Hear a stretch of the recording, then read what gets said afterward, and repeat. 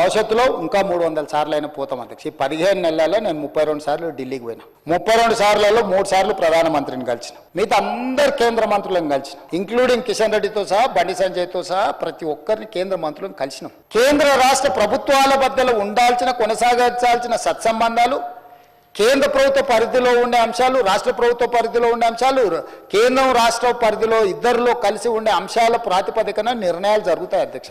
అనుమతులు ఇవ్వాలి, నిధులు ఇవ్వాలి, దానికి సంబంధించిన విషయాలను మనం కేంద్రానికి విడమర్చి చెప్పాలి. ఈరోజు నేను ఢిల్లీకి వెళ్ళినప్పుడల్లా ఢిల్లీకి పోయినా కలిసిన నరేంద్ర మోడీ గారిని, దేశ ప్రధానమంత్రి, ఈ దేశ ప్రధానమంత్రిని గౌరవించే సంస్కృతి నాకున్నది, మీకు లేకపోవచ్చు. On the floor, on record నేను మళ్ళొకసారి చెప్పదలుచుకుని, దేశ ప్రధానమంత్రి ఏ రాష్ట్ర ముఖ్యమంత్రికైనా పెద్దన్న లాంటి వాడే. రాష్ట్రాల ముఖ్యమంత్రులు, రాష్ట్రాల కూడికనే కేంద్రము. రాష్ట్రాలలో ఉండే ముఖ్యమంత్రులకు ప్రధానమంత్రి పెద్దన్న లాంటి వాడు.